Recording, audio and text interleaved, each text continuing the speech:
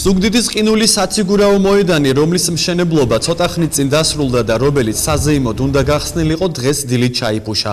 ქალაქის მერია ამის მიზეზად წუხელ მოსულ უხნალექს ასახელებს. ყინულის აქვს ჰქონდა პრობლემა და ჩვენ თვითონ დავწიეთ, რომ რო არ გაფუჭებულიყო და უკვე შევუდგებით ისევ გადაწმენდას და მე მგონი მაქსიმუმს გავაკეთებთ, რომ ყველაფერი მოვაგვარო და მოვაწესრიგოთ. მერიის განცხადებით იყო საშიშროება კონსტრუქციის ჩამონგრევის და ხელოვნურად ჩაფუშვის გადაწყვეტილება ამის გამო იქნა მიღებული.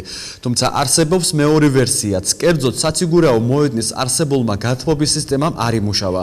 ჩვენი ინფორმაციით ყინულის სახლის გათბობის სისტემამ ტესტირება ვერ გაიარა. გამათბობლის სისტემის ხარისხიანად მუშაობის შემთხვევაში თოვლი უნდა დამდნარიყო, რაც ჩაფუშვას არ გამოიწვევდა. აღნიშნულთან დაკავშირებით ჩვენ ქალაქის მერს დაუკავშირდით. ირაკლი გოგოხიამ სატელეფონო საუბარში განაცხადა, რომ სისტემა მუშაობდა და მოკვლევა გაკეთდება დაფიქსირებულ პრობლემასთან დაკავშირებით.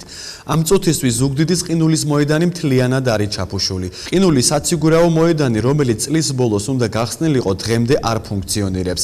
მერიის განცხადებით, ოლიმპიური სტანდარტების შესაბამისი საციგურაო მოედნის მშენებლობა 5 მილიონი ლარი დაჯდა.